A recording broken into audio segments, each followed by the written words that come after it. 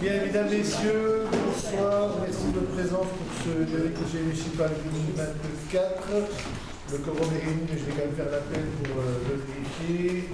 Donc, votre serviteur, Jean-Marc Grosjean, présent. Bénédicte Terrard, présent. Votre engagement n'est pas là pour l'instant. Didier Chauvin, présent. Daniela Pivouffon, Philippe Besson, présent. Alexandra Actas-Leroux, Daniel Defrage, Jean Prince, Michel Schmitt, Marielle Vieille de procuration Bertrand Guinchard, Muriel Lotte, Fabien Vieille-Petit de procuration Jean-Marc Grosjean, Valérie Jeuquet à moi-même, Corinne Gamelli, Patrick Bénouret de procuration à Didier Chauvin, Cécile Tine, Hervé Laurence n'est pas là pour l'instant, Arnaud Ravrel, Samuel Vivant de procuration Bénédicte Terrard, Alice Balliet, Pierre-Yves Frelet, Anthony Gauthier, la personne n'est pas là, Dominique. Pas là pour l'instant. Nathalie Besson. Ah ben si Nathalie est là. Non mais il est déjà arrivé, pardon. Donc Dominique Berlet, présent. Nathalie, elle est là. Voilà. Gérard René, Martine Robartolet, Julien Toulet, Gilles Frenot de procuration Gérard René, David Moïse et Julie Duquesne et on accueille Bertrand Guinchard. Voilà. Donc le programme est largement obtenu, on peut siéger correctement. Donc j'aimerais savoir s'il y a un ou une volontaire pour assumer le secrétariat de séance. Les derniers ont été Didier Chauvin, Anthony Gauthier et Pierre-Yves Frelet. Jean-Marc Grosjean, l'opposition, les abstentions, ce n'est pas le cas, je vous remercie. Nous avons les approbations des conseils du 8 avril, 29 mai, 24 juin, 22 octobre. Et donc, désormais, tous les conseils municipaux sont à jour. Donc, on a récupéré le retard. Voilà. Donc, avez-vous des commentaires à faire? Alors, je pense que ça sera nombreux pour les plus anciens. On arrive à la fin. Voilà. Donc, y a-t-il des remarques? Ce n'est pas le cas. Je vais les mettre au voie. Y a-t-il des oppositions, des abstentions? Ce n'est pas le cas. Donc, approuvé à l'unanimité, je vous en remercie. Et je vais tout de suite laisser la parole. Alors, avant de débuter, je ne pouvais pas débuter sans avoir une pensée vraiment très, très sincère et très, très vive pour ce qui se passe à Mayotte aujourd'hui, depuis plusieurs jours. On est face véritablement à une catastrophe dans toute l'acceptation du terme.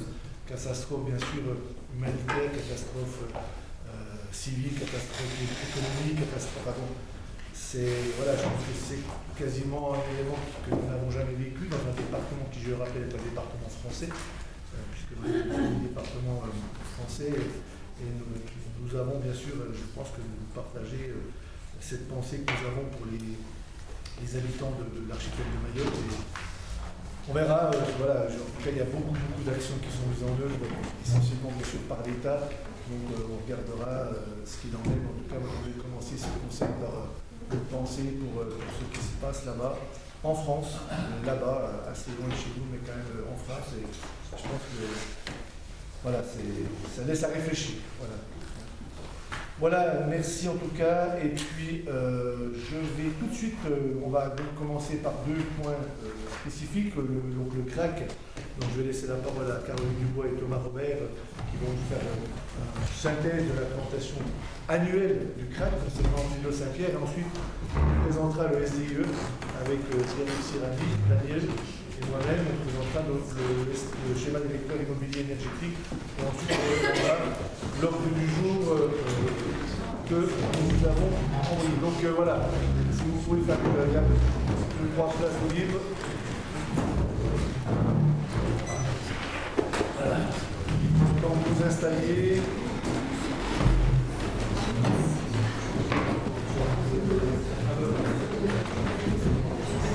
n'y a pas de micro, il n'y a pas de portable.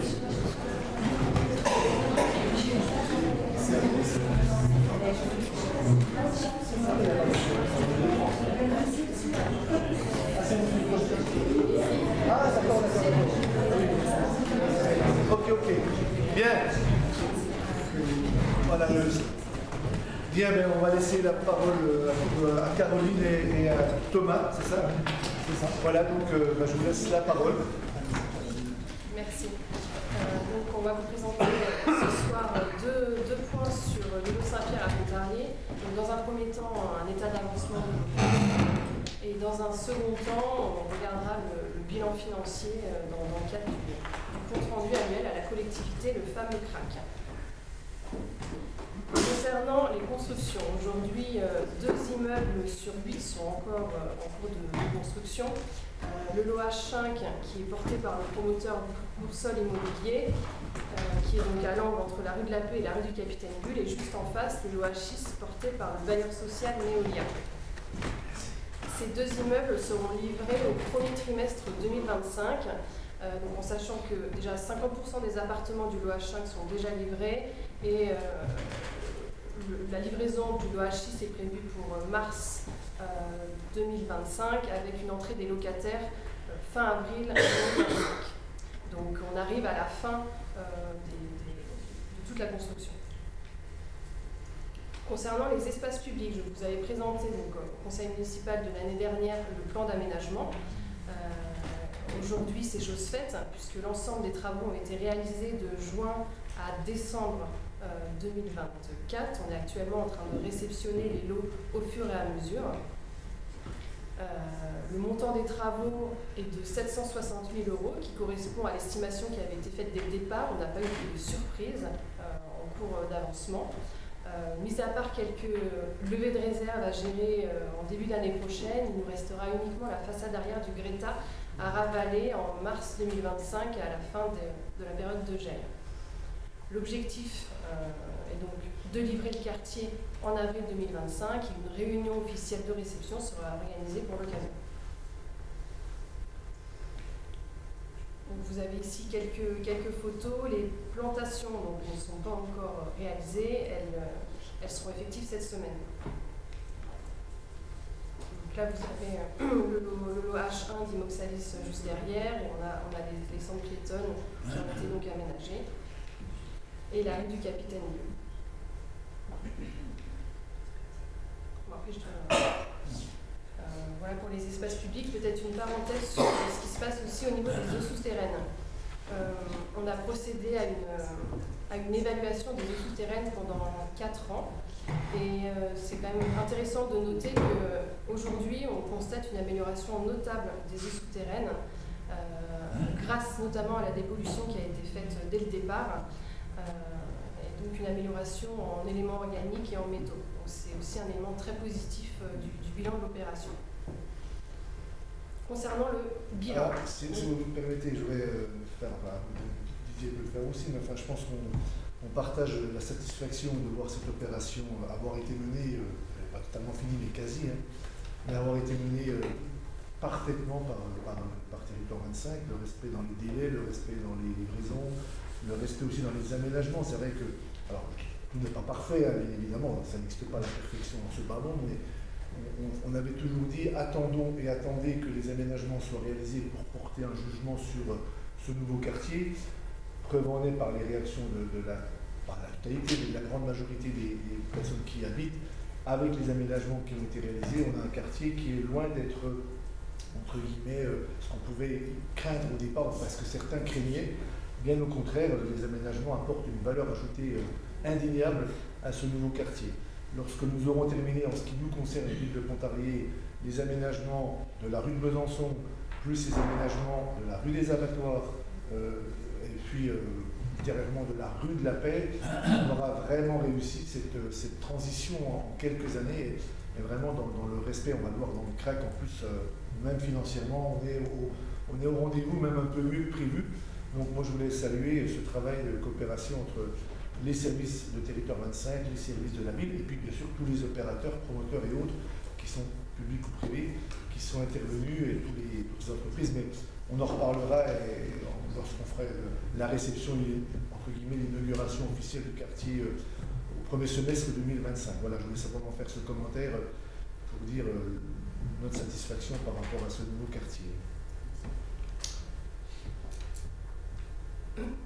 Donc le bilan est à l'équilibre par rapport au précédent CRAC pour un montant de 5 287 000 €. On n'a pas eu d'évolution en termes de recettes et de dépenses par rapport à l'année dernière. Comme je vous ai dit, on aurait pu avoir une surprise éventuellement sur la phase travaux, mais il n'en est pas de la sorte. Je voulais peut-être juste faire un focus sur la participation de la collectivité, des lignes que vous voyez en recette. Donc là, c'est le bilan de l'aménageur. C'est pour ça que la participation, là, elle est en recette. Donc cette participation est de 2 408 €. Elle se compose de 2 408 000 €. On peut faire 8 € si vous voulez. Hein. Pardon. Elle se décompose donc en deux volets. Une première participation d'équilibre aux équipements publics d'un montant d'1 287 000 € qui correspond au montant de l'investissement sur les espaces publics qui vous sera rétrocédé à la fin de l'opération d'aménagement, et une participation sous forme d'un apport de terrain valorisé à 1 121 000 €. Donc aujourd'hui, voilà, on a ce total de participation de 2 408 000 €.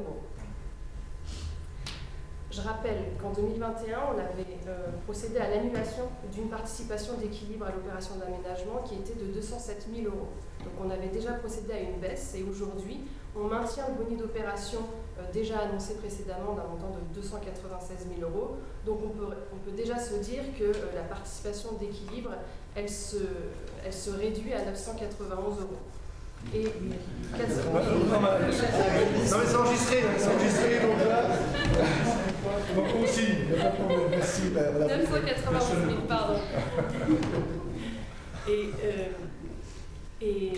Donc ce boni de 296 000 € sera probablement revu à la hausse l'année prochaine. Le montant exact reste à confirmer, mais on peut d'ores et déjà se dire que la participation d'équilibre aux équipements publics sera encore revue à la baisse au bilan de clôture de l'opération. Donc on se redira tout ça plus exactement au printemps 2025. On vous présentera le bilan de clôture lorsque l'ensemble des marchés seront terminés, seront clôturés.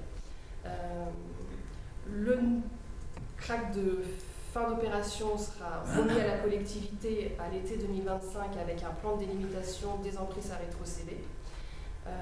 À l'automne 2025, on procédera aux actes de rétrocession et comme prévu, on clôturera la concession d'aménagement en 2026. Donc le calendrier est conforme aux prévisions. Voilà pour l'îlot Saint-Pierre. Très bien. Oui, je voulais simplement compléter ce que tu as dit en disant tout simplement que moi je suis assez satisfait du rendu, notamment les espaces publics qui une fois l'implantation réalisée, vont donner un nouvel aspect à ce quartier. C'est le premier point. Le deuxième point, c'est que la commission urbanisme stratégie de territoire, dans sa réunion du 27 novembre, avait émis un avis favorable pour ce CRAC. Et puis, dernier point, peut-être pour notre collègue Gilles Frenois, mais il n'est pas là, c'est que vont commencer peut-être dès demain l'enrobé sur le trottoir de la rue des Abattoirs qui laissait à désirer suite aux travaux. Et ça permettra ainsi aux personnes à mobilité réduite et aux piétons de pouvoir passer sur ce trottoir qui était très abîmé. Voilà. Une bonne nouvelle. Voilà, mais en tout cas, merci. Je ne veux pas renouveler les remerciements parce que voilà, mais en tout cas, ils sont sincères. Et puis, alors, je ne sais pas si vous avez, mesdames et messieurs les élus, des questions à poser. Mais face à un tel bilan et puis l'opération qui est quasi clôturée, on ne peut que se satisfaire de ce qui a été réalisé. Des questions? Non, je ne vois pas de main se lever. Non, donc on doit passer à l'opération. Donc y a-t-il par rapport à ce CRAC, c'est bien l'aspect financier dont on délibère, y a-t-il des oppositions? Y a-t-il des abstentions? Ce n'est pas le cas, donc unanimité par rapport au CRAC. Et encore un grand merci à vous et à toutes les équipes qui vous entourent. Merci beaucoup. Et on va vous libérer pour la soirée. Merci.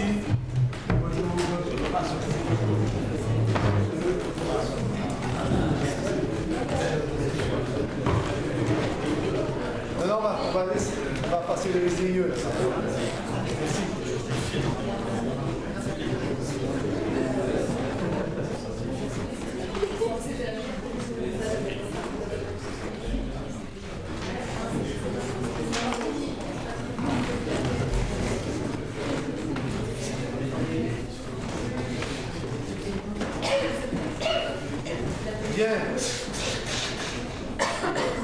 Bien, messieurs, je vous propose donc de prendre la délibération concernant donc, le schéma directeur immobilier énergétique. Donc, on va faire une présentation à 3 voix, puisque je vais laisser la parole bien sûr à Daniel pour ouvrir cette présentation, et ensuite avec Pierre-Yves, on poursuivra, et puis Daniel, on poursuivra la présentation du document que vous avez reçu et qui a été étudié et disséqué, si je puis dire, en commission. Donc, Daniel, je te laisse la parole.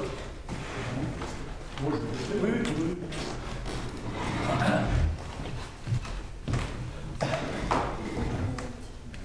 Vas-y, je t'en prie.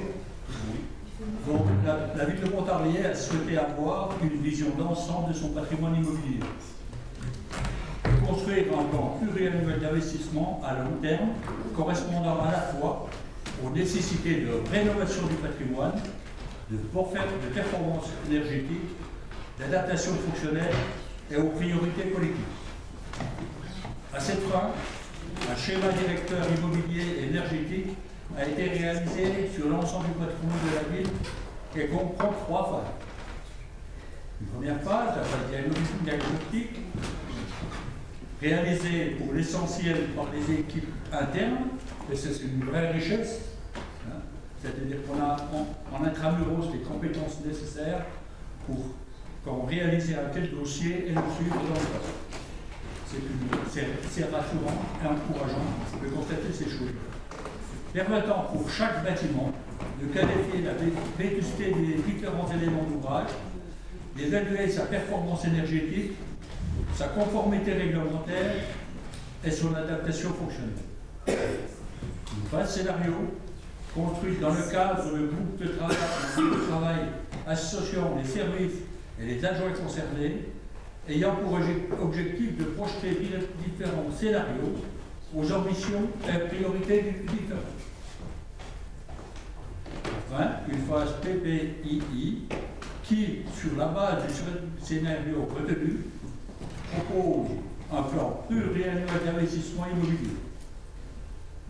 Ce schéma directeur, ouvert en janvier 2023, organisé avec l'aide du cabinet Expedia, a fait l'objet d'une présentation intermédiaire lors du conseil municipal du 24 juin 2024 et bénéficie d'une subvention de l'ADEME à hauteur de 50% de son coût.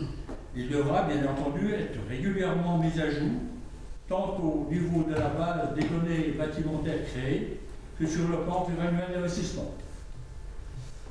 Merci Daniel, parce que Daniel a piloté donc, ce dossier et donc, posé le cadre, hein, mais vous le savez déjà, on en avait souvent parlé, et l'engagement avait été pris de présenter le SDIE avant la fin d'année, donc l'engagement a été tenu, et c'était normal, bien entendu, qu'on valide par une délibération, enfin qu'on présente en délibération ce SDIE et le plan pluriannuel d'investissement.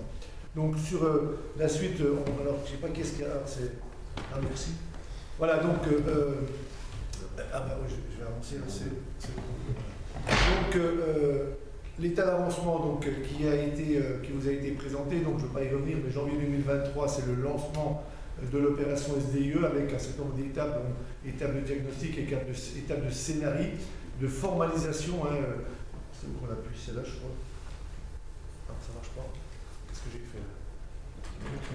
Oui, point. On l'a pas. Tout au-dessus. Tout au-dessus, je pense que ça marche pas. Bon, c'est pas grave. C'est pas formalisation du schéma directeur et puis ensuite eh bien, la mise en œuvre du SDIE qui va faire l'objet d'un débat bien entendu par rapport, comme l'a dit Daniel, au PP2I, donc au plan pluriannuel d'investissement immobilier. Alors, quelques éléments quand même de cadrage pour bien comprendre ce qu'est ou ce que n'est pas le SDIE ou le PP2I. Donc, bien entendu, il faut éviter que ce soit un document figé. Et donc, comme l'a dit Daniel, ce document devrait être actualisé quasiment annuellement pour en faire un document de référence. C'est une aide à la décision. Le SDIE, c'est une aide à la décision. Et les décisions seront prises au vu des capacités financières et budgétaires, on va en reparler dans quelques instants, que la collectivité pourra consacrer à ce SDIE. Donc, c'est avant tout un document vivant, qui n'est surtout pas figé. Ensuite, c'est, comment dire, on doit faire en sorte d'éviter donc de travailler pour faire entre guillemets plaisir à tout le monde. On doit travailler par rapport à des objectifs qui sont partagés, par rapport aussi à un calcul investissement gain qui soit reconnu et par rapport à des objectifs majeurs dont on va reparler, en particulier donc, la sobriété énergétique. Et puis, il faut éviter qu'on dilue la responsabilité, entre guillemets, par rapport à ce que ce SDIE devra être piloté toujours par une personne référente. Même si cette personne ne fera pas tout, elle sera toujours en responsabilité de la mise en œuvre de ce SDIE. Donc les principes d'ordonnancement du BPI, donc comme l'a dit Daniel, il y a eu un certain nombre de séminaires internes, il y a eu beaucoup de groupes de travail pilotés par Daniel, mais en présence des adjoints et adjointes concernés, avec bien sûr toutes les commissions concernées qui se sont exprimées à plusieurs reprises, pour établir donc des arbitrages, faire en sorte que l'ordre des priorités soit discuté et validé, avec un certain nombre de contraintes, puisque dans chaque analyse a été étudié bien sûr l'état bâtimentaire, comme ça a été dit, vétusté, sobriété énergétique, mais aussi les usages, pour vérifier entre guillemets l'adaptation entre ce bâtiment, les mètres carrés consacrés et l'usage qui est constaté, puisqu'il y aura certainement des évolutions à mettre en œuvre, avec deux typologies particulières, mais qui ne sont pas trois typologies, les bâtiments scolaires, les bâtiments sportifs et les bâtiments culturels, mais avec toujours la même approche. Et puis bien évidemment, les principes d'ordonnancement ne peuvent pas, entre guillemets, faire l'économie d'une approche financière à l'échelle des collectivités et de l'État. Et je dirais qu'au moment où on a reçu la synthèse du PP2I ou du SDIE, nous n'avions pas connaissance encore des arbitrages qui n'existent plus aujourd'hui, puisqu'on n'a plus ni de gouvernement ni de PLFS, loi de finances initiale, pardon, mais qui réapparaîtront certainement au cours du premier trimestre 2025. Nous n'avions pas connaissance à l'époque donc de ces contraintes budgétaires fortes qui pourraient peser sur les collectivités locales, d'où un redécoupage qu'on a fait sur la temporalité de ce SDIE. À partir de là, je vais laisser la parole à Pierre-Yves pour qu'il puisse nous faire quelques éléments d'explication à donner aux élus sur ce qui a été mené par rapport à la typologie des bâtiments. Oui, alors il y a plusieurs points d'entrée, effectivement. La première, c'est dans les échanges qu'on a eus l'an passé dans les groupes de travail thématiques avec les services et adjoints référents. On a défini des priorités, mais aussi déjà des principes d'ordonnancement. Et on va les retrouver dans le cadencement qu'on propose, typiquement sur les gymnases. On va commencer par les gymnases de Gaulle, gymnases du Harmon, qui sont des gymnases qui sont utilisés par des collèges, parce que notamment il peut y avoir une participation du département sur des opérations de rénovation. Et puis l'autre clé, bien sûr, c'est le niveau de vétusté et le fait que ces bâtiments soient plus ou moins énergivores. Sur l'ensemble des gymnases, parce que dans le cadre de la démarche du schéma directeur, on a travaillé, essayé de trouver des leviers qui vont permettre d'aller chercher des modalités de financement complémentaires pour essayer de maximiser la possibilité de faire des rénovations.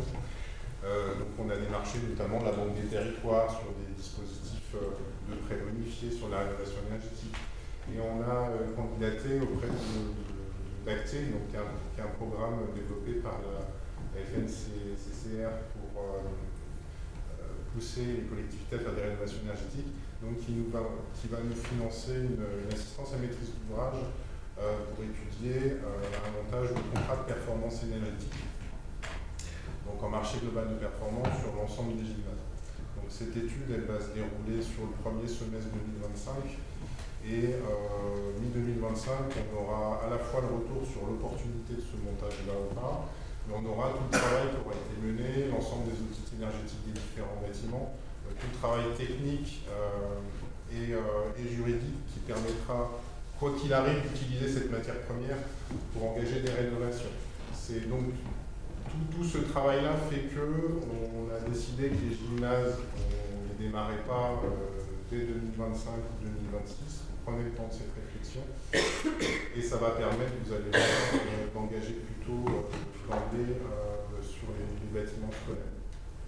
Donc des rénovations globales plutôt à partir de 2028, plutôt dans l'ordre de priorité que je viens d'exposer. Un cas particulier quand même qui est celui de la piscine Cunette, qui est le dernier point de PowerPoint.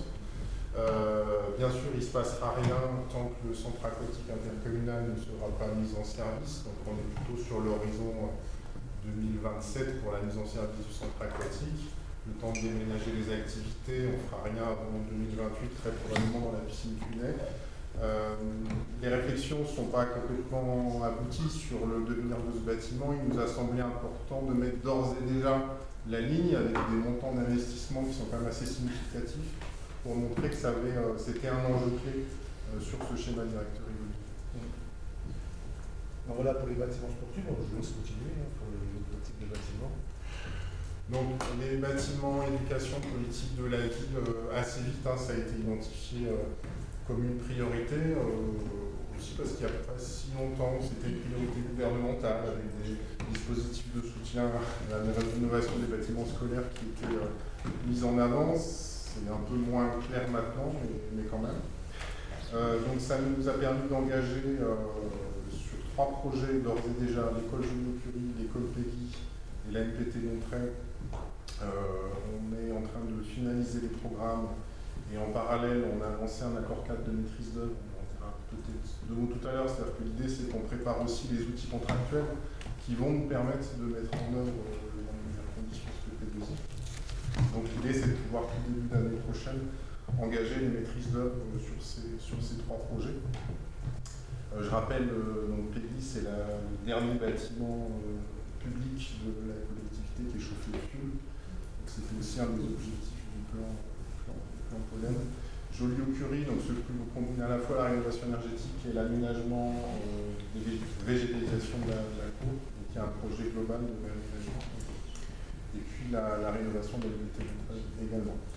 Dans une deuxième phase, par ordre de priorité de ce qu'on avait défini, l'école Pergaud, l'école Cyril-Clair, et puis Berlioz avec la reconversion des houillons, une chose qui interviendra après le transfert de la piscine actuelle. Donc à plus long terme, Raymond Fèvre, Cordier et Routy. Sur la petite enfance, alors il y a des réflexions un peu à tiroir, puisque le point d'entrée c'est la relocalisation de la crèche des petits loups qui est trop à l'étroit aujourd'hui. Il y a plusieurs scénarios qui ont été travaillés entre les Capucins, Castor, Vanol. Il y a une question, on travaille de fond aussi sur une maison de la petite enfance qui regroupe crèche familiale et relais petite enfance. Donc c'est toutes des réflexions qui sont en train d'aboutir. On peut dire que l'arbitrage qui est proposé, donc puisqu'on avait dit que pour la crèche des petits loups, ça serait de la réinstaller donc à Vanol, donc de réutiliser donc l'ancienne école Vanol pour transférer les petits loups. Je vous rappelle que c'est une crèche qui fait l'objet d'un problème de place, de mètres carrés disponibles, qui est trop contrainte aujourd'hui, qui nécessiterait des travaux importants, ou, si on reste dans le même local, par une réduction du nombre d'enfants accueillis. Et des travaux importants qui amèneraient à réduire le nombre d'enfants accueillis. Et ça, on ne peut pas l'accepter, bien entendu. On sait la tension qui existe sur la petite enfance. Donc, après multiples visites, arbitrages, discussions, la proposition qui est faite dans le cadre du SDIE, c'est de déplacer la crèche des petits loups à Vanol. Et ensuite, comme c'est un local qui appartient au CCS, que le CCS revende à terme, bien sûr, les petits loups, qui permettra, là aussi, d'un point de vue financier, de financer une partie des travaux qui seront réalisés à Vanol. Voilà, donc, et ça permettra d'augmenter le nombre de places proposées pour cette crèche et de réutiliser donc l'ancienne école Vanol. C'est l'engagement que nous avions pris à l'époque, de garder à Vanol une utilisation qui soit publique et viser essentiellement l'enfance ou la petite enfance. Et là, en déplaçant les petits loups à Vanol, eh bien, on réalise ces objectifs et on répond aux orientations que nous avions données à l'époque. Voilà. Donc une première annonce donc, par rapport au projet Vanol. Ça veut dire qu'en contrepartie, la chapelle des Castors, c'est un bien. Donc la maison arrière fera l'objet d'un usage différent. En tout cas, vous allez voir dans quelques slides. Mais en ce qui concerne la chapelle des Castors, nous allons garder cet espace pour continuer à étudier différentes pistes possibles sur son utilisation. On n'a pas voulu bloquer l'utilisation de la chapelle, puisqu'il y avait eu à un moment donné éventuellement les petits loups là-bas, mais on a, après étude et après analyse des opportunités, localité préférée Vadol, donc ce qui libère les castors et ce qui permettra à la ville, pour le mandat à venir et bon, les mandats à venir, bien d'utiliser cet espace disponible. Voilà. Pardon. Voilà, et puis Pirouette, pas de gros travaux structurants, mais des travaux d'adaptation fonctionnelle en fonction des besoins. Sur les bâtiments culturels, beaucoup de travaux de restauration sur les bâtiments patrimoniaux, à commencer par la porte Saint-Pierre, qui est ce qu'on appelle un coup parti, puisque les travaux sont en cours. Le kiosque, on est en étude, on a finalisé une étude de faisabilité, donc c'est des choses qu'on va proposer dès l'année prochaine, en tout cas en maîtrise d'œuvre et en travaux ensuite. L'église Sainte-Bénigne, les études ont pas mal avancé cette année. On a pris notre ticket pour avoir un facteur d'ordre. Vous savez que c'est des gens qui sont très très demandés, très très recherchés. Il y a une longue liste d'attente pour les avoir et donc on a prévu de caler les travaux de restauration sur la période de relevage de l'orgue. La chapelle des Annonciades, on vient de terminer l'audit patrimonial, donc on doit programmer un copie de restitution pour programmer le cas échéant une maîtrise d'œuvre sur les travaux de restauration. Avec, semble-t-il, je n'ai pas connaissance de l'audit, mais de ce qu'on m'a dit, des éléments très intéressants d'un point de vue scientifique et culturel. Historique. De recherche historique, tout à fait. Donc, ça, on vous présentera tout ça au mois de janvier. On présentera au conseil, enfin, en commission. En copie et en commission, tout à fait. L'espace pour nous, on est plutôt sur énergie, sur la partie isolation de toiture en lien avec la réflexion de la couverture PVC. Et puis sur des systèmes de pilotage, supervision pour optimiser le chauffage en fonction de l'occupation. Le projet Nouvelle Médiathèque. Donc, et puis il y a le relamping. Oui, qui est en cours. On l'a pas mis dans le schéma directeur. Pour information, on change complètement tous les éclairages de l'espace fourni. Ce qui veut dire que ça sera aussi une économie substantielle, immédiate, suite à l'investissement. Donc ça contribue à améliorer le mix énergétique au niveau de la ville de Pontarlier et à réduire ses coûts de fonctionnement. Et puis sans trahir de secret, on est en discussion aussi avec Préval. Oui. Ils vont venir juste à côté pour accorder son aquatique, pour profiter de leur passage pour raccorder Tourny et peut-être utiliser la chaufferie bois comme chaufferie d'appoint sur le réseau de chaleur. Oui. Ce serait une sorte de logique gagnant-gagnant. Il y a un projet également de panneaux solaires sur le toit de Tourny. Une fois que la toiture a été refaite. Oui, voilà, il faudra faire les deux. Voilà, c'est ça, en même temps. C'est ça. La nouvelle médiathèque donc, qui dépend du projet Îlot-Allemand, qui est intégré dans ce projet d'aménagement, qu'on a intégré dans le schéma directeur parce qu'il y a un montant d'investissement, quel que soit le mode de montage, il y a un montant d'investissement qui correspond à la livraison de la médiathèque apportée, donc qui doit figurer dans le pays, ainsi que la partie réhabilitation de la future ex-médiathèque pour y localiser les archives. Et puis on a mis la question de la réflexion sur un espace culturel. On l'a déjà évoqué. On a déjà parlé des castors tout à l'heure, donc je n'en reparle pas. Mais c'est aussi un sujet culture. Sur les autres bâtiments, donc installation d'une GTB, GTC, donc ça c'est des systèmes de supervision, de pilotage des installations techniques qui doivent nous permettre, avec peu de travaux, de faire des gains d'énergie quand même significatifs, notamment en pilotant beaucoup mieux nos réduits de chauffage quand les bâtiments sont peu ou pas occupés, la nuit, le week-end, en fonction des profils d'occupation. Ensuite, donc l'ensemble des capucins, on a chiffré différents scénarios de rénovation globale. C'est des bâtiments qui sont très énergivores avec du chauffage électrique qui est très coûteux. Donc c'est au-delà de la vétusté qui est intrinsèquement liée à un bâtiment qui a 40 ans. C'est des raisons pour lesquelles il faudra qu'on s'en occupe. Les casernes Marguerite droite qui ont été vidées en partie au premier étage. Notamment tout ce qui est radiateur autonome gaz, très vétuste, énergivore et potentiellement source de risque. C'est des choses dont il va falloir s'occuper, mais on souhaiterait s'en occuper dans le cadre d'une rénovation globale où on traite directement l'ensemble des sujets. L'hôtel de ville, on est sur des choses plus légères, on souhaiterait pouvoir isoler les combles et puis travailler les choses sur les systèmes de supervision de pilotage qui permettent d'optimiser les dépenses énergétiques en fonction de l'utilisation des locaux.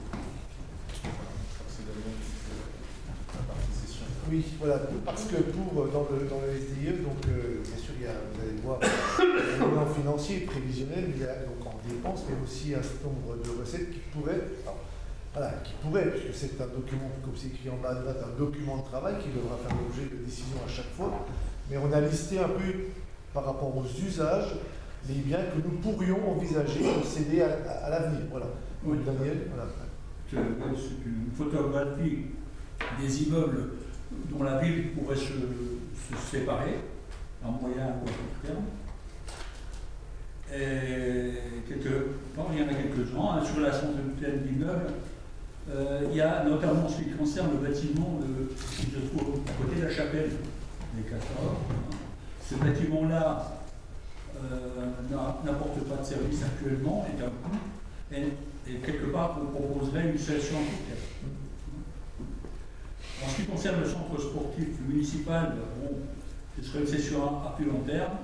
De toute façon, les décisions sont prises et il faut absolument trouver des solutions pour accueillir les activités qui s'y trouvent encore, parce que c'est un espace qui mérite une nouvelle urbanisation, un espace important. Ce bâtiment-là ne peut pas être réhabilité dans un mauvais état. Donc une session à long terme quand on aura trouvé des solutions pour les occupants actuels. En ce qui concerne Banzai, c'est un peu plus simple, puisque quelque part, des efforts sont faits pour le libérer et faire en sorte quelque part que la cession de ce bâtiment puisse se réaliser dans les meilleurs délais. Le dépôt des labos, là c'est plutôt du long terme également. L'idée de le conserver n'est pas dans les tuyaux pour le moment. L'optimisation fait qu'il ne serait pas préférable de s'en séparer, mais ce sera plutôt à long terme, quand on aura aussi trouvé des solutions pour les espaces occupés dans cet immeuble.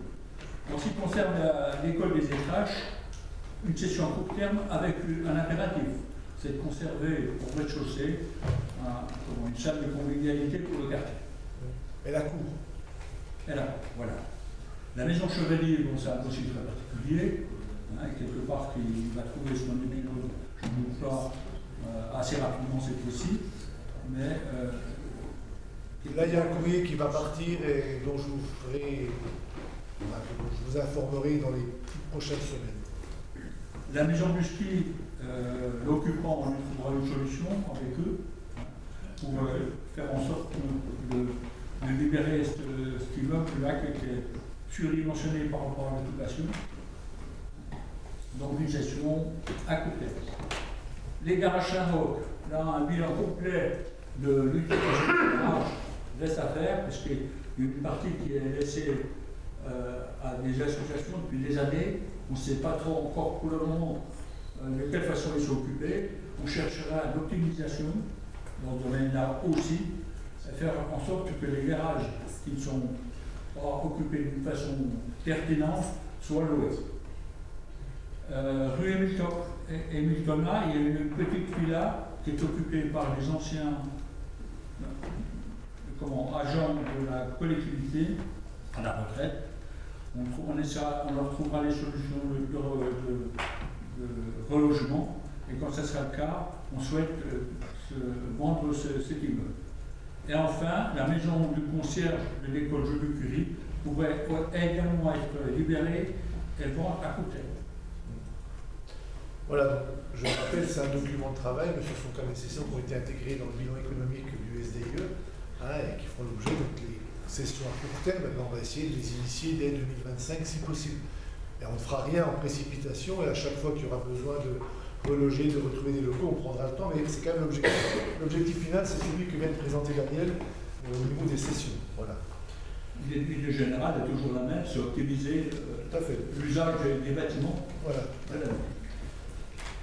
Ensuite, donc là, ça permet, alors c'est une carte bon, qui n'est peut-être pas très visible à l'écran, mais ça permet d'identifier les bâtiments. Donc on a une vingtaine de bâtiments, une quarantaine de bâtiments donc, qui vont être repris, une vingtaine qui sont assujettis au dépôt tertiaire. On agit essentiellement sur deux types de bâtiments, parce que ce sont les plus nombreux, le sport et les écoles, et puis on estime à peu près à 35%, moins 35%, les consommations d'énergie à la fin de la mise en œuvre du SDIE, donc c'est quand même une économie substantielle qui sera réalisée pour la ville et donc diminution des coûts de fonctionnement. L'important dans les dépenses énergétiques, c'est pas tellement de jouer sur le coût, puisque le coût on ne le maîtrise pas forcément, mais bien sur les consommations, en mètres cubes, en litres, en quoi que ce soit, c'est bien là-dessus qu'il faut qu'on joue, sur les besoins. Et puis l'économie la moins chère, c'est qu'on ne consomme pas. Voilà. Donc la synthèse par typologie d'usage, donc là, c'est pour vous indiquer qu'on a un SDIE donc, avec globalement qui est estimé à 35 millions, 60 millions, pardon, 60,8, enfin 61 millions d'euros donc pour l'ensemble, bien sûr, de ce schéma. Donc vous l'avez vu, c'est un schéma qui est à 15 ans. Donc ce qui, alors c'était mal taillé parce qu'elle n'est pas forcément adaptée à la temporalité des projets, mais ce qui ferait en gros entre 3 et 4 millions nécessaires à investir par an, avec bien entendu c'est là où ça peut jouer sur la temporalité du SDIE, c'est les lignes qui sont en bas, donc les subventions attendues, où là on a marqué 25%, je vais vous dire qu'aujourd'hui on serait plutôt à 20% qu'à 25%, et donc ça veut dire que soit on a des économies supplémentaires qui nous permettent de compenser la baisse des subventions, soit on lissera sur 1, 2 ou 3 ans de plus la mise en œuvre du SDIE. Mais voilà, on a un certain nombre d'interrogations. Le FCTVA, par exemple, là, aujourd'hui, on ne sait plus s'il baissera 14,8 ou s'il restera 16,5, parce que pour l'instant, il n'y a plus de projet de loi de finances. Voilà. Mais globalement, il faut retenir qu'on a à peu près 61 millions d'euros de travaux recensés, y compris les très gros travaux, tels que tels que la médiathèque, tels que les archives, donc il y a à l'intérieur tels que la rénovation, vous l'avez peut-être vu dans le détail, qui est estimée à 7,5 millions de la piscine Cuinet, donc ça fera l'objet à chaque fois d'arbitrage important, bien évidemment, parce qu'il faudra se poser la question, est-il opportun de le faire ou pas à chaque fois. Donc derrière, si ce n'est pas opportun, peut-être qu'il pourrait y avoir des ventes supplémentaires qui n'avaient pas été envisagées, qui pourront constituer des recettes. Toujours est-il que, comme je le disais en introduction avec Daniel, c'est un document de référence, c'est une aide à la décision qui sera à disposition des élus. Voilà. Donc 61 millions. Après, on a fait, et là c'est plutôt c'est intéressant, c'est par nature de travaux, et là, parce que c'est ça qui est important, vous voyez qu'on a de la rénovation globale qui représente l'essentiel des 61 millions, puisque ça représente 51,5 millions d'euros, dont 35 millions, presque 36 millions de rénovation énergétique. Et puis, en construction neuve, nous n'avons que 4,6 millions. Donc, le SDIE est bien pour entretenir les 140 et quelques millimètres carrés propriété de la ville de Pontarlier. C'est bien le sens orientation donnée au SDIE. Un petit commentaire sur la première ligne du tableau. Je ne sais pas comment faire ainsi comme ça. Voilà. Important quand même à souligner, la maintenance GER, c'est pas parce que des bâtiments ne sont pas cités qu'on ne changera pas la chaudière, on attendra 15 ans, parce qu'on a imaginé une réhabilitation dans la troisième tranche du planning. On garde 1 million d'euros par an pour quand même engager des travaux qui restent significatifs. Ce SDIE, il a enfin le point d'or de notre volonté de faire que des réhabilitations lourdes ou globales et d'arrêter de changer par-ci par-là des éléments d'isolation, de production d'énergie. Et on a gardé la volonté de pouvoir agir pour continuer à entretenir les autres bâtiments selon la nécessité, notamment technique. Tout à fait.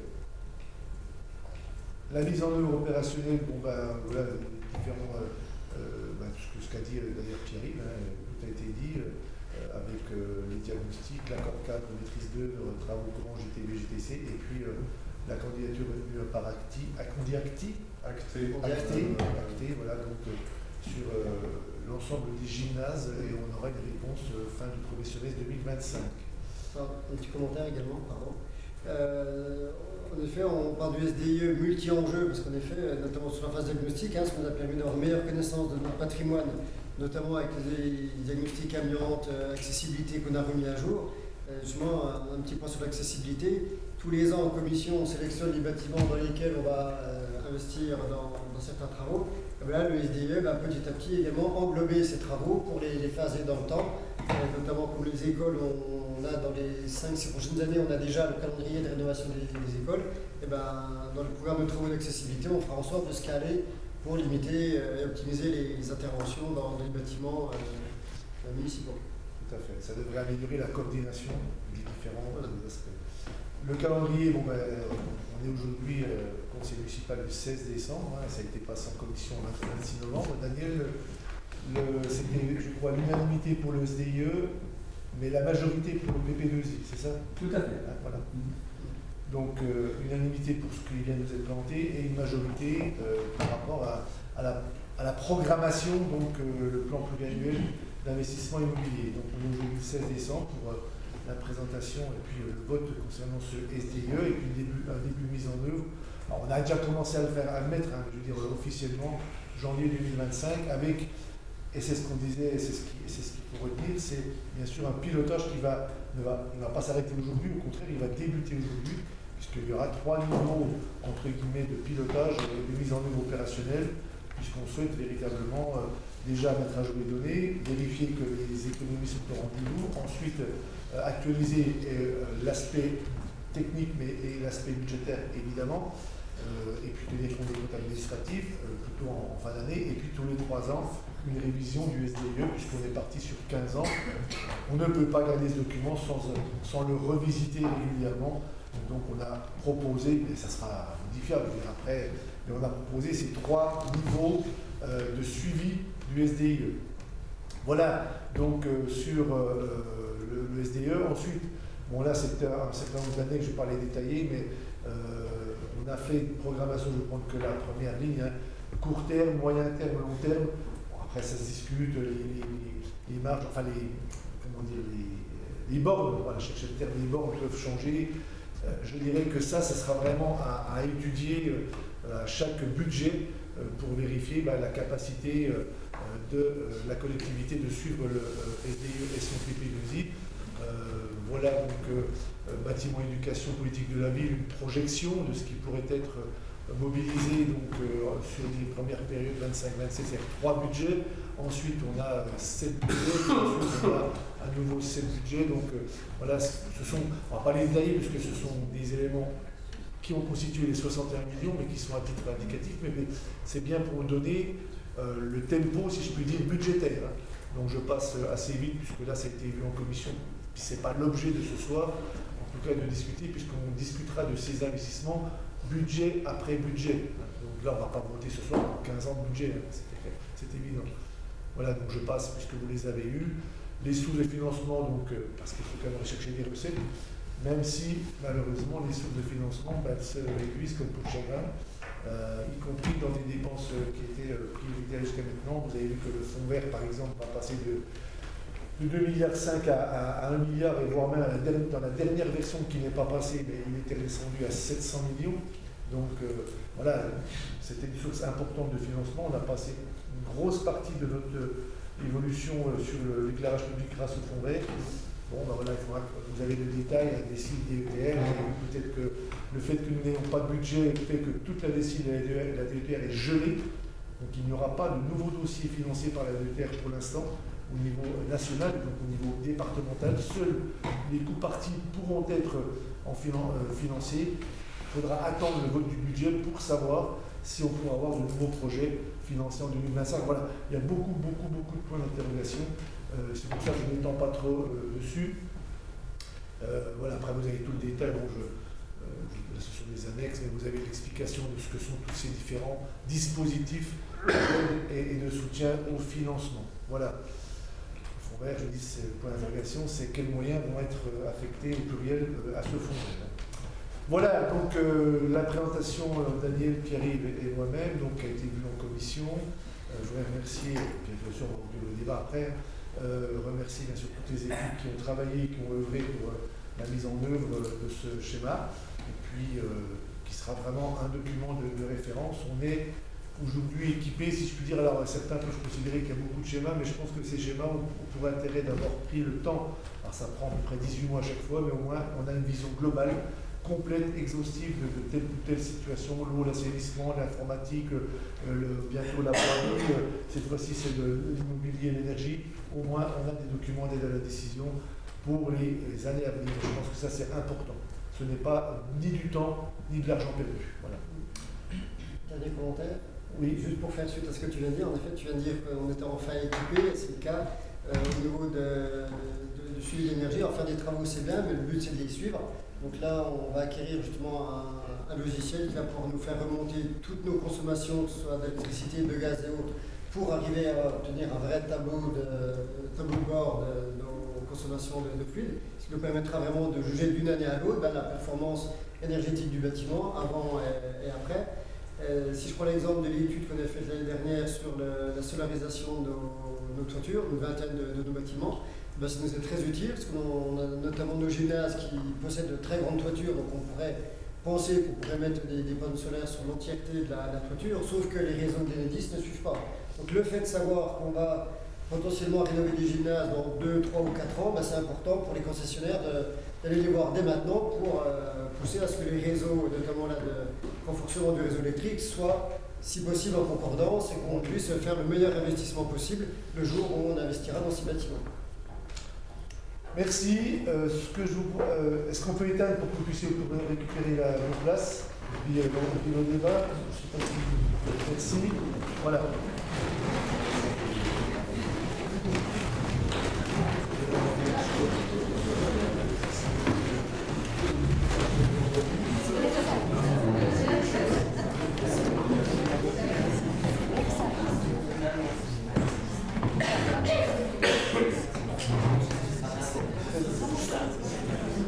Vous êtes dans l'axe là, non? Non mais venez depuis si long, ça va. C'est là où la violence est là, le sang. Oui, non, ici. Ici, il me semble. Voilà, non c'est bon, c'est ça. Encore une fois, voilà.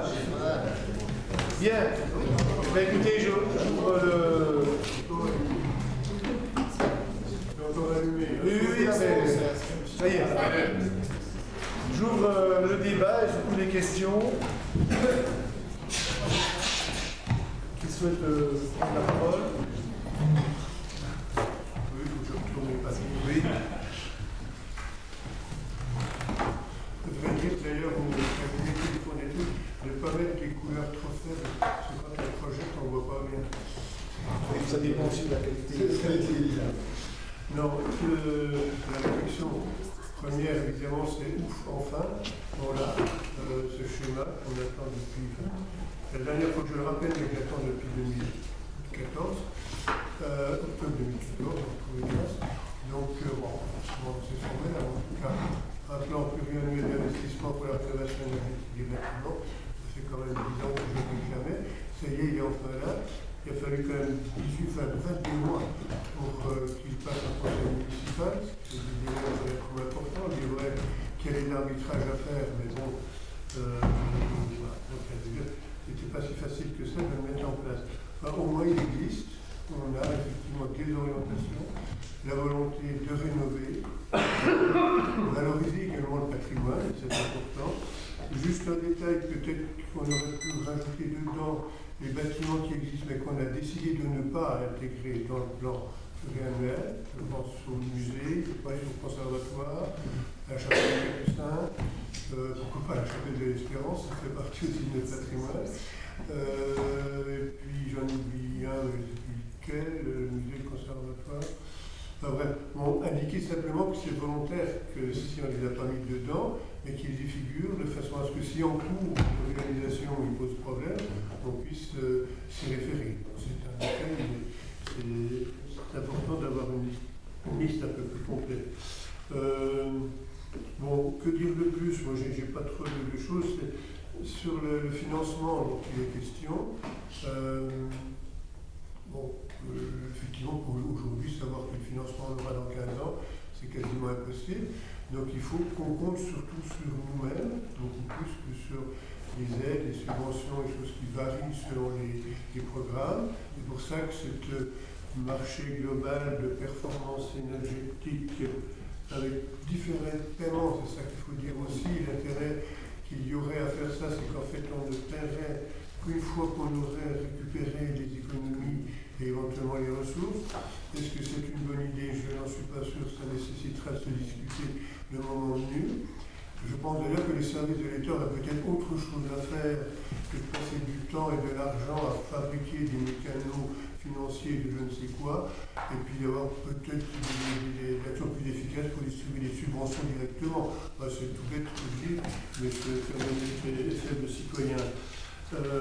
Donc après, bon, ça veut dire qu'il va falloir aussi une vraie ingénierie financière, et que cette ingénierie financière pourrait effectivement aussi avoir autre chose à faire que de surveiller les cours de la bourse, les parités entre le yen et le franc suisse ou je ne sais pas quoi, comme on a déjà connu par le passé, mais véritablement une ingénierie financière, vérifier l'intérêt projet par projet que ça amène sur, et je viens là, sur l'amélioration des épargnes et de l'épargne nette, notamment dans notre budget. Donc je me permets de rappeler, de dire en séance publique ce que j'avais proposé dans une commission finance récemment, on est qu'on installe dans ce plan pluriannuel une règle d'or qui consisterait à dire tous les investissements procurant des économies d'énergie, voire des ressources, donc qui améliorent les recettes, doivent être supérieurs à l'augmentation potentielle de l'emprunt, du coût de l'emprunt. Je ne sais pas si je m'explique bien. On fait un emprunt, ça veut dire que le remboursement capital, l'annuité et les intérêts vont forcément augmenter. Il faut que les gains obtenus dans cet investissement soient supérieurs à ça, ne serait-ce que de quelques milliers d'euros. Et si on est dans ce cycle vertueux-là, à l'extrême limite, quel que soit les montants, tant qu'on est dans ce cycle-là, si on améliore année après année l'épargne nette, eh bien, on a gagné. Voilà, donc je propose qu'on inscrive ça aussi et qu'on s'y tienne de façon certaine. Et que si on y déroge, on a une raison impérieuse d'y déroger.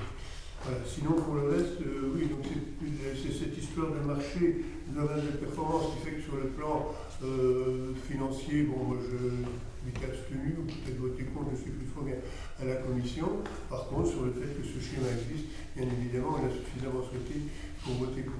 Alors, ce qui a été dit, merci pour les commentaires, je n'ai rien à rajouter, mais c'est bien, on reviendra devant le Conseil pour savoir si on y va, dans ces marchés globaux de performance. Oui, c'est une étude d'opportunité. C'est une étude d'opportunité, donc ça ne veut pas dire qu'on le fera. Oui. Parce que moi-même, enfin, nous-mêmes, nous ne savons pas aujourd'hui, on sait par ce qui nous est raconté, mais on va attendre d'avoir le retour d'acté ou d'acti ou d'acté, pour dire c'est bien ou c'est pas bien.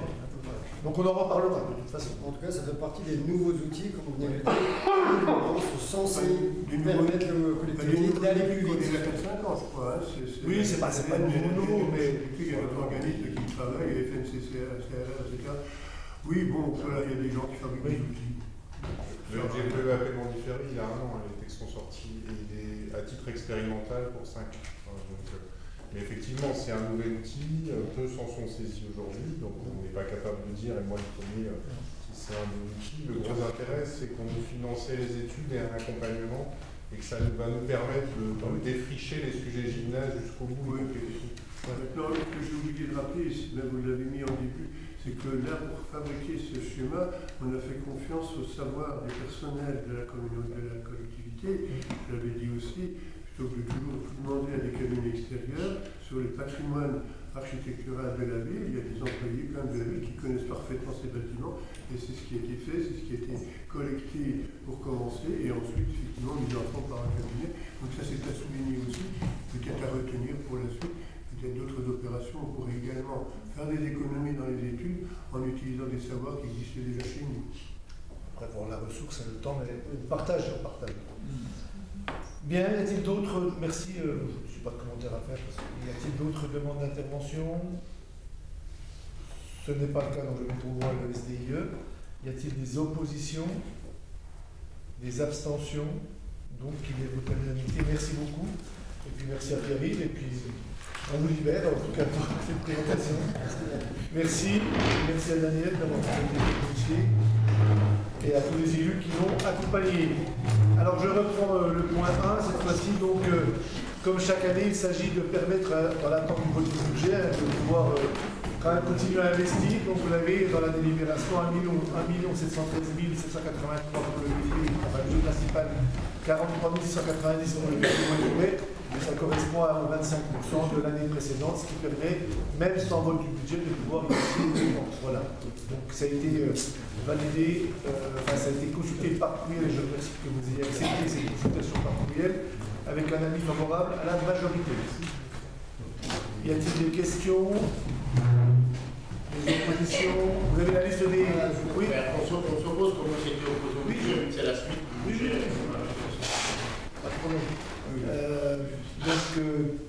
Donc ça veut dire combien? 5, 6 d'accord. 6 oppositions, donc vote à la majorité, je vous remercie. Vous avez ensuite, pour information, donc on vous demande de prendre acte d'un certain nombre de certificats administratifs que vous avez sous les yeux sur les opérations administratives comptables. Y a-t-il des questions? Parce qu'il n'y a pas de questions. Pas de questions, donc on passe au point suivant.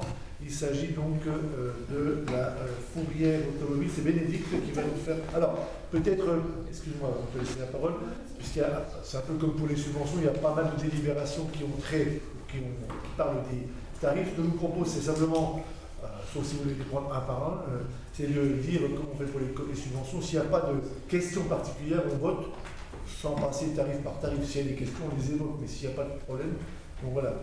Je te laisse la parole pour la fourrière.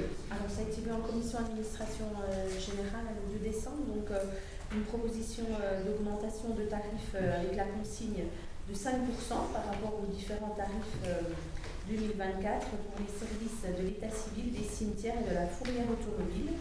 Et notamment, je rappelle que pour cette dernière, les tarifs sont réglementés et peuvent fluctuer selon les collectivités. Donc, celui-ci, déjà, il nous est imposé. Donc nous avons eu un avis favorable à l'unanimité dans la commission administration générale. Merci. Y a-t-il des questions? Des oppositions? Des abstentions? Ce n'est pas le cas, je vous remercie. Donc unanimité. Ensuite, je reprends la parole pour quelques délibérations. Il y a un groupement de commandes concernant donc on ouvre la capacité à le faire, c'est pas dire qu'on le fera, mais qui nous permettra de recourir, parce qu'on en a besoin pour certains métiers en tension. On l'a fait les années précédentes à quelques occasions, et ça plutôt marché. Mais en tout cas, voilà, c'est un groupement de commandes de la CCGP pour d'éventuels recours à des cabinets pour recruter sur ces métiers en tension. Et là, il y a eu un avis à l'unanimité au niveau de la commission administration générale. Y a-t-il des questions? Plus des oppositions, des abstentions, ce n'est pas le cas, je vous remercie. Une convention également, une convention par rapport donc à la, les stagiaires, donc pour pouvoir accueillir des stagiaires entre la ville et le lycée de Marseille, afin de pouvoir accueillir donc des stagiaires de bac professionnel, métier d'accueil et métier baccalauréat. Alors ça veut dire Agora, c'est question administration en fait. Ah, c'est l'accompagnement des entreprises dans la gestion de l'administration. Okay. C'est les anciens bac comptabilité. Ah oui, j'ai droit, c'est ça. Alors ça c'est les CG, mais voilà, les bacs pro compta. Oui, d'accord. Okay. Rénovés. Voilà. Ok. Alors je précise que je vais prendre les bacs par vote. Oui, voilà. Je sors. Non, c'est bon, c'est vrai. Voilà. Et ce n'est pas moi qui propose la délibération. Non. J'ai aucun intérêt dans la. Non, tout à fait, mais on notera quand même que je prends pas par. Il y a eu un avis favorable à l'unanimité en commission. Y a-t-il des questions? Je pense que c'est important de permettre d'être facilité ces embauches, enfin ces apprentissages. Pas d'opposition, pas d'abstention, je vous remercie, donc unanimité. Ensuite, le tableau des effectifs, là, comme habituellement, vous avez dans la direction des affaires culturelles, la direction citoyenneté, des évolutions par rapport à des évolutions de quantité de travail. Enfin, bon, là aussi, il y a eu une validation, un avis favorable à l'unanimité lors de la séance de la commission des affaires générales. Y a-t-il des questions? Aucune opposition, abstention, aucune. Je vous remercie. Mise à jour du régime indemnitaire. Donc là, il s'agit donc de, vous avez dans le cadre de la mise en place de ce fameux RIFSEP avec la partie IFSE, la partie CIA. Nous avons, et ça ce sont les textes, hein, en tout cas pour la PM, police municipale, ils ne sont pas inclus dans le RIFSEP. Ne me demandez pas pourquoi ni comment c'est le cas. Là, il serait proposé de mettre en place donc une indemnité spéciale de fonction et d'engagement. Donc, c'est très simple en France. Il y a l'IFSE, mais là c'est l'ISFE. Voilà, complète qui pourra. Donc, on mettra en place l'ISFE pour la police municipale et la prime d'intérêt collectif, la prime d'intéressement collectif, je crois, pour le conservatoire. Ce qui permettrait donc non, on ne parle pas du conservatoire, je crois. Si, après. Donc pour le conservatoire, ça permettrait comme ça d'avoir l'ensemble du personnel de la collectivité qui bénéficierait du nouveau régime indemnitaire. Voilà. Donc il a fallu qu'on passe par ces arcanes. Sachant que pour le conservatoire, c'est peut-être un titre provisoire, puisque les décrets depuis 4 ou 5 ans, je crois, ne sont toujours pas signés. Alors je ne sais pas. Voilà. C'est un peu différent. En faisant le ménage dans les médias. Oui, peut-être qu'ils vont trouver le décret, je ne sais pas. Voilà. Là aussi, avis favorable à l'unanimité. Y a-t-il des questions? Aucune. Des oppositions? Des abstentions? Ce n'est pas le cas. Je vous remercie.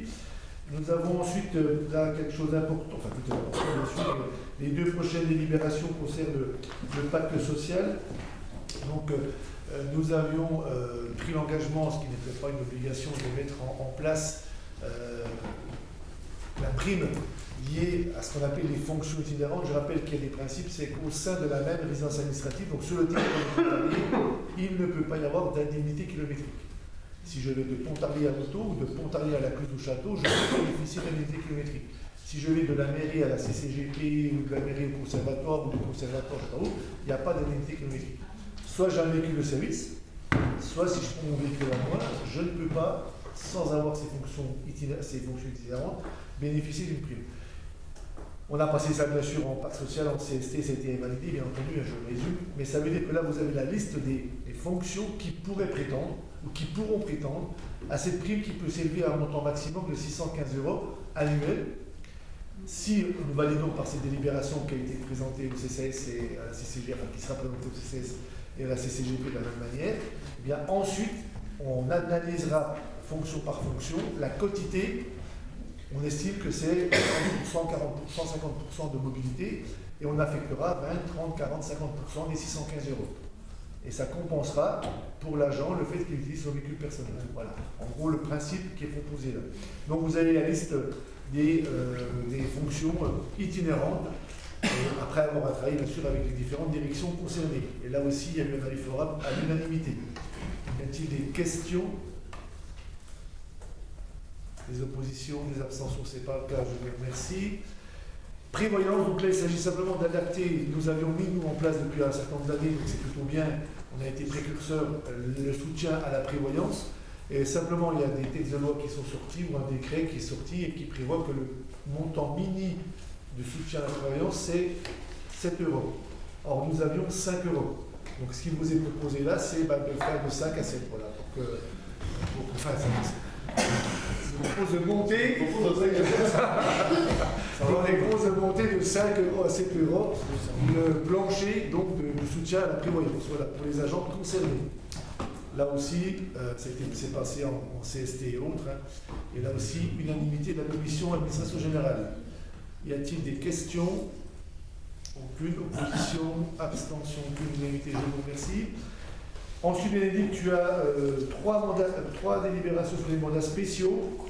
Oui, la première concerne Jean-Marc Grosjean, donc la ville de Montarlier a été lauréate. Alors, on va demander à Jean-Marc, à Philippe et à Didier de sortir, comme ça. Voilà, merci. Vas-y, Bénédicte. Donc, la ville de Montarlier a été lauréate d'un appel à projet national porté par l'ADEME et la Fédération nationale des collectivités concédantes et régies via le programme ACT, j'imagine, Action des collectivités territoriales pour l'efficacité énergétique. Et donc, nous allons bénéficier d'accompagnement technique, juridique et financier sur l'opportunité de mettre en place des contrats de performance énergétique dont on vient de parler, avec une option pour les contrats avec paiement différé. Donc, Jean-Marc Grosjean a été invité à participer à la conférence de presse avec les résultats qui s'est tenue durant le salon Batimat à Paris. Et nous sommes la seule collectivité lauréate de Bourgogne-Franche-Comté. Nous avons émis un avis favorable à l'unanimité pour rembourser le séjour. Dans le cadre, bien sûr, des dans le cadre du respect des respects des choses publiques. Y a-t-il des questions, des oppositions, des abstentions? Une abstention. Oui, pour les raisons que Oui, comme ça ne concerne pas Jean-Marc. Non, bien sûr, comme habituellement. Je propose de passer la 12 et la 13. Voilà. Donc, un mandat spécial pour la participation de Philippe Besson, adjoint-maire, à la cérémonie officielle de présentation du parcours du Tour de France à Paris, qui a eu lieu le 29 octobre 2024. Ça a été aussi un avis favorable à l'unanimité. Question, opposition, abstention, je pense aussi. Non? Ok. Et j'en ai encore une. Bon, unanimité, donc. Et j'en ai encore une. Voilà. Donc, mandat spécial pour la participation de Didier Chemin, adjoint-maire, au 106e congrès des maires président d'intercommunalité de France, et qui s'est tenu bien évidemment à Paris le 2 novembre. Voilà, nous avons émis un avis favorable à l'unanimité. Question, opposition, abstention, donc unanimité. Je vous remercie. On peut faire rentrer, on notera bien dans le PV que les personnes sont sorties. Merci. Merci. Enquête annuelle. Alors, une enquête annuelle de recensement 2025, donc c'est une dotation complémentaire pour la réalisation de l'enquête famille. Il s'agit de la signature d'une convention avec l'INSEE. Donc le service population organise chaque année pour l'INSEE le recensement de la population. En 2025, l'INSEE organise exceptionnellement en complément l'enquête famille qui vise à mieux connaître les modes de vie de nos contemporains. Pontarlier est concerné, de même que les villes de même strate de population. Du coup, en contrepartie, une dotation complémentaire sera versée à la ville et une convention doit être signée qui a fait l'objet de cette délibération. Nous avons émis un avis favorable à l'unanimité. Merci beaucoup. Y a-t-il des questions? Aucune opposition, abstention, aucune. Donc unanimité, je vous remercie. Tu gardes la parole, mais pour la partie solidarité sociale politique de la ville. Donc les tarifs, est-ce qu'il y a des tarifs donc pour nous, tout ce qui concerne tarif passeport forme, Crazy Pink Run et dispositifs animation, nous avons beaucoup augmenté l'année dernière. Et il est toujours question de la monnaie, du rendu de la monnaie. Donc pour ne pas compliquer les choses, il a été proposé de geler le prix et qui reste donc à 6 € et 12 €, parce qu'en plus les deux doivent être connectés pour que l'un soit la moitié de l'autre. Ouais. Et donc nous avons émis un avis favorable à l'unanimité dans la commission solidarité sociale et politique de la ville. C'était le 28 novembre. Merci beaucoup. Y a-t-il des questions? Des oppositions, des abstentions? Ce n'est pas le cas, donc l'unanimité. La convention pluriannuelle avec le département?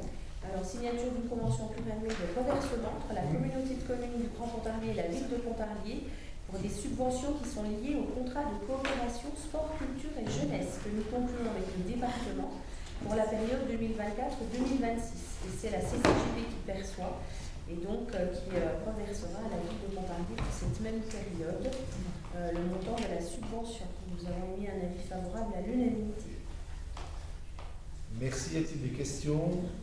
Opposition, abstention, ce n'est pas le cas, donc je vous remercie. Subvention complémentaire pour le centre social Berrios pour les collectes de traitement des déchets. Oui, suite à leur vide-grenier, afin de pouvoir remettre en ordre le quartier, notamment devant chez eux. Donc il s'agit de leur verser une subvention complémentaire à hauteur de 190,82 €, parce que voilà, on ne peut pas ne pas émettre le titre, mais il faut forcément qu'on passe par cette étape d'émettre le titre et de faire une subvention supplémentaire pour permettre la remise en état du quartier, chose sur laquelle nous nous engageons. Et ce vide-grenier a eu lieu le 4 juillet 2024 et nous avons mis un avis favorable à l'unanimité. Merci. Y a-t-il des questions? Des oppositions?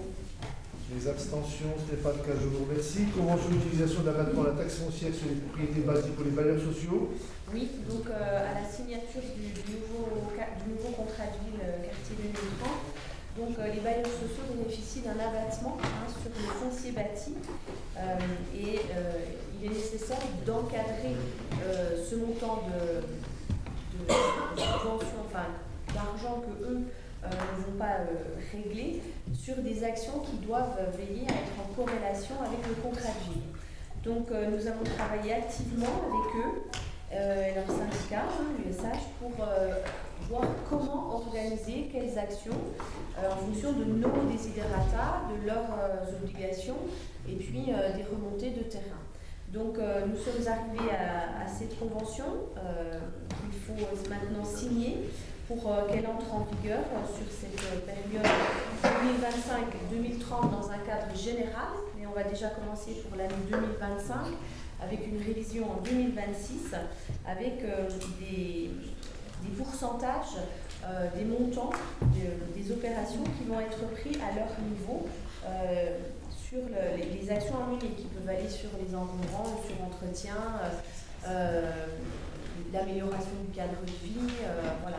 Tout ce qui va être important dans la vie de ces quartiers dans ce contrat engagement 2030.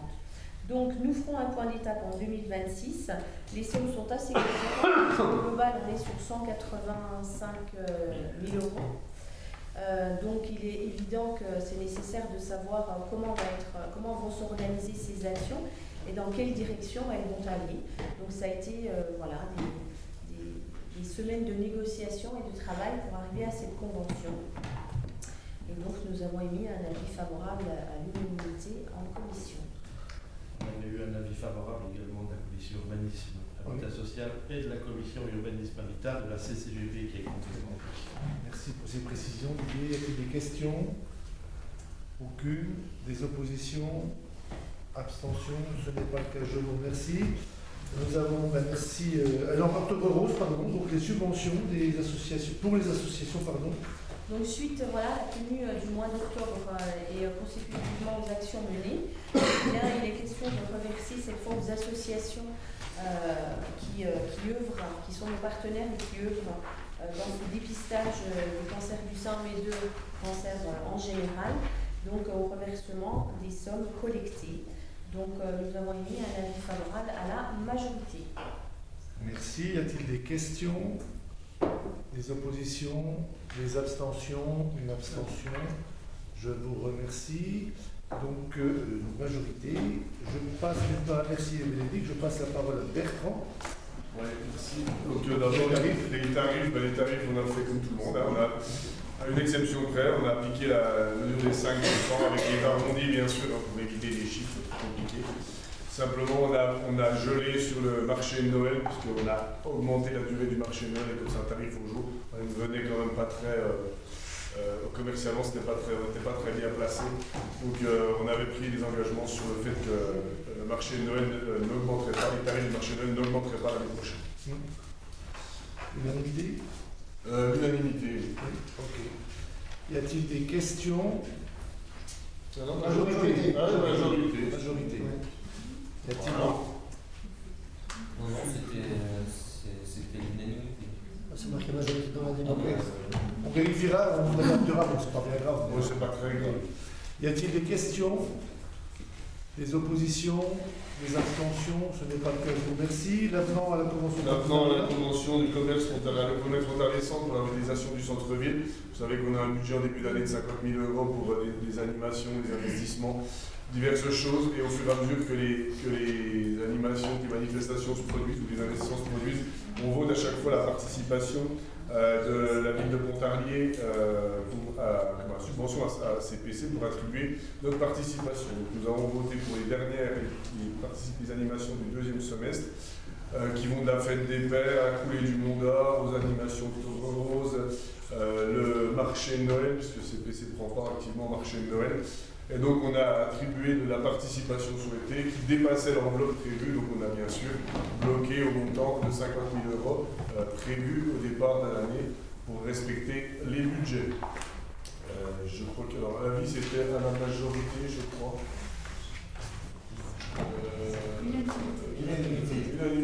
Vous voulez Unanimité. Non, pas passer le fois-ci? Non, je ne vais pas intervenir au conseil sur ce sujet. Non, c'était juste savoir si c'était unanimité ou majorité, parce que c'est vrai qu'on a discuté, on échange. Je n'avais pas voté quand je l'ai dit. À l'avenir. À l'avenir, c'est vrai. Voilà, on en parlera. Pas de problème. Donc, l'unanimité, validation par la commission économie. Je te remercie. Des questions? Ce n'est pas le cas. Opposition, abstention, ce n'est pas le cas. Je vous remercie. Et puis les ouvertures dominicales Les ouvertures de 2025. 2025. Donc là, on voit les magasins sont ouverts le dimanche pour le marché de Noël. L'année prochaine, on aura 4, enfin, il y a toujours les 5 dimanches pour les concessions automobiles. Ça, on ne vient pas, c'est eux que les syndicats, tous les ans, c'est eux qui nous donnent les dates de porte ouverte. Mais nous, on parle aussi d'alimentaire, les magasins de manière générale. Donc, cette année, il y en avait 5, si je ne dis pas de bêtises, et l'année prochaine, il y en aura 4. On a supprimé les premiers dimanches de solde parce que personne ne les utilisait. Ils étaient utilisés juste pour ouvrir à d'autres moments que uniquement les grandes surfaces.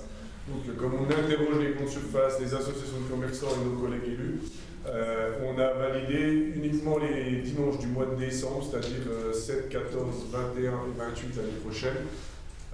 C'est-à-dire 7, 14, 21, pourquoi? Parce que c'est le marché de Noël, c'est quand même dommage de ne pas avoir l'ouverture dominicale pendant le marché de Noël.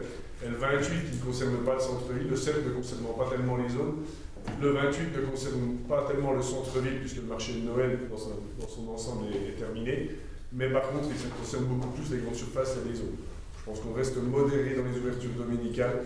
Je crois que ça contente, enfin je suis même sûr que ça contente tout le monde. Alors il y a toujours des demandes, il y en a qui aimeraient qu'on ouvre 12 fois dans la limite de ce que la loi nous autorise, mais les 4 fois qu'on a prévu vont satisfaire les commerçants, quelle que soit leur taille et leur emplacement.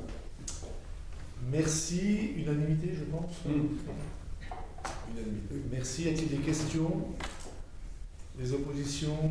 Des abstentions? Abstention. Abstention. Une abstention, donc majorité. Je vous remercie. Merci Bertrand. Bénédicte, 2 tarifs. Oui. Donc, tarif service enseignement. À l'identique, un À l'identique, cadrage entre 5% et 15%. Voilà. Donc, Unanimité. unanimité. Y a-t-il des questions sur les tarifs enseignement? Les oppositions? Les abstentions? Ce n'est pas le cas. Je vous remercie. Ah, pardon, abstention. Donc, majorité. Excusez-moi, Julien. Donc, majorité. Et puis, les tarifs donc, pour la SLH. La LSH, pardon. Oui, l'accueil de loisirs sans hébergement. Voilà. Tarif 2025. Donc, pareil, nous avons proposé un cadrage avec une augmentation de 5% pour les habitants de Pontarlier, 15% pour les autres utilisateurs. Et cette proposition a reçu un avis favorable à l'unanimité. Merci. Y a-t-il des questions? Des oppositions? Des abstentions? Une abstention, donc majorité. Je vous remercie. Merci Bénédicte. En ce qui concerne la régularisation foncière avec la région de Bourgogne-Franche-Comté, donc c'est moi, mais c'est aussi Didier, mais c'est en fait un long dossier qui va enfin aboutir. Rappelez-vous, pour les plus anciennes ou les plus anciens, vous savez, c'est expliqué, je fais un résumé très rapide. Nous sommes propriétaires du foncier du lycée Zaïmarmier et la région est propriétaire du foncier de Léo Lagrange et du terrain de sport annexe au terrain de Lagrange. Depuis des années, nous avons initié donc un travail pour redonner la pleine propriété. Ça, c'était loué aux lois de déconcentration de 80-82, en particulier. Donc, cette délibération permet de donner la pleine propriété à la région de Bourgogne-Franche-Comté pour l'assise du lycée Zaïmarmier, d'un côté, et de l'autre côté, de nous donner la pleine propriété donc, du gymnase et du terrain attenant à ce gymnase, avec des conditions spécifiques, la gratuité du gymnase pendant 20 ans, l'engagement de la collectivité de ne pas construire à la place du terrain de sport. Ben voilà, je ne vais pas reprendre la délibération, mais on arrive enfin, on va dire, à aboutir à quelque chose qui va clarifier les choses. Et puis il y a l'aspect Greta qui fera l'objet d'une négociation, enfin d'une réflexion sur 2025, puisque là, la région souhaite également nous rétrocéder, puisque c'est notre bien que nous avions mis à disposition à l'époque de la région de Franche-Comté pour le Greta, le CERFA à l'époque, le Greta. Donc voilà, ça fera l'objet d'une délibération à venir, mais l'essentiel dans cette délibération, c'est l'assise de ces biens. Voilà. Juste une question, si tu me permets, par rapport au terrain. Oui. Que tu dis terrain de sport, je dirais plutôt terrain vague. Oui, enfin. Qui est à côté du gymnase des Hauts-Lagrange et qui n'a pas de En herbe, on va dire ça. Voilà. Quel est l'argument pour dire qu'on ne doit pas le toucher pendant un certain temps? Et parce que ne pas construire dessus, ça veut dire de rien faire du tout, ou est-ce que si on veut faire des aires de jeu, si on veut faire des choses, parce que ce terrain, qui est un terrain de foot au départ, pour ceux qui y ont joué ne sont pas jeunes, j'en fais partie, c'est quand même, voilà, il faut quand même qu'un jour on puisse construire des choses dessus et pas le laisser en l'état actuel, c'est-à-dire comme il est actuellement. En fait, si ça arrête la construction, et voilà. En fait, ils ne veulent pas de construction. La région ne souhaite pas de construction, habitat, logement, machin. Si on aménage du sport, on peut. Parce qu'en fait, la logique, c'est de dire que ce terrain est considéré par la région, à juste ou pas à juste titre, comme un terrain de pratique sportive. Ils doivent en avoir un. Voilà, et ils doivent en avoir un. Donc, ils ne veulent pas le voilà. Donc, en revanche, si on proposait l'aménagement d'un terrain de multisport, je ne sais pas quoi, je pense qu'il le verrait de notre œil. Oui, mais imaginons un deuxième gymnase à côté, ce serait aberrant, mais peu importe. Ça, je pense que ça pourrait être. Tant que ça reste dans le domaine du sportif. Voilà, collectif et sportif. Le mot construction a une certaine signification. Oui. Dans le mot construction, c'est ne pas en faire une opération immobilière. Voilà, c'est ça que je veux dire. On va faire une piscine peut-être, une patinoire. Voilà. Non, mais ce qui me gêne, c'est que la région groupe trois choses dans la même décision. Oui. C'est quand même, notamment moi sur le CERFA, enfin, entre. On peut dissocier. On peut dissocier si vous voulez, ça ne me dérange pas là-dessus. Non, moi je le dis, mais c'est vrai qu'il y a quand même des façons de travailler qui ne sont pas très respectueuses des autres, il faut le souligner. D'autant que cette réflexion sur le Greta, enfin le centre de formation, mérite effectivement qu'on s'y attarde. Il y a quelque chose certainement très intéressant à faire. Moi, à participer au groupe de travail sur le sujet. C'est dommage qu'on mette ça avec tout ça. Mais c'est pour ça aussi que dans ce qui était, c'est pas tout à fait ce que nous demandait la région, ce qui est dans la délibération, parce que nous avons refusé, parce qu'ils auraient voulu qu'on fasse les trois, qu'on décide les trois sujets aujourd'hui. On a validé les deux premiers, parce que ceux-là, ils ont été travaillés et tout. Le troisième, donc l'avenir du Greta, on n'a aucun élément aujourd'hui qui nous permet de nous positionner de manière concrète. Donc vous y associez, vous le serez forcément, puisque ça va passer par la commission, de toute façon, l'urbanisme. Donc il n'y aura aucun problème pour vous associer à la réflexion. Puis on veut aussi savoir comment va se gérer la gouvernance après. Non pas l'aspect formation, ça ne nous regarde pas, mais la gouvernance en termes de locataires, propriétaires, voilà. Donc au départ, ils auraient voulu qu'on passe tout aujourd'hui. On a dit OK pour les deux premiers points, pas OK pour le troisième. Voilà. Donc, sans compter l'enjeu financier. Sans compter, exactement, mais on ne maîtrise pas aujourd'hui justement les conséquences. Voilà. Donc je vous rejoins sur, voilà, sachez qu'ils auraient voulu qu'on passe les 3 points. Donc sur cette délibération, y a-t-il d'autres questions ou remarques, comme celle de Bertrand ou de Gérard? Il y a des avis favorables. Unanimité, merci Didier. Y a-t-il des questions, des oppositions, des abstentions, en précisant bien qu'on reviendra pour le Greta. Y a-t-il donc des oppositions, des abstentions? Ce n'est pas le cas, donc je vous remercie. Un commentaire? Oui. C'est un commentaire au niveau de la sécurité des élèves qui vont tous les jours au lycée. En effet, sur découpage, nous a permis aussi de récupérer une partie du. Alors, le pari était à nous, mais en tout cas, si vous regardez le découpage et construction avec Xavier Marmier, vous voyez que maintenant, l'espace public, en fait, vient lécher le parking de l'administration pour, en fait, qu'il n'y ait plus qu'une seule entrée au lycée, ce qui vient donner un petit peu d'espace, notamment pour les élèves qui sont à l'extérieur du site, avec un espace arboré qui les avait un peu exclus auparavant. Et à terme, alors ça sera dans les 2, 3, 4 ans, je ne sais pas, mais il y aura la reprise, puisqu'il y a un projet qui existe, de la rue Doubs, depuis l'entrée, enfin la connexion de la rue Doubs, la commune de Doubs, jusqu'à le petit rond-point qui existe, voilà, qui intégrera bien sûr la reprise du Paris. Donc on a voté, Didier, donc Saint-Pierre c'est fait, donc on va directement à la convention de gestion avec la SNCF. Oui, alors ça c'est le projet dit voie du tram, son prolongement depuis la rue de Besançon jusqu'à la rue Junot.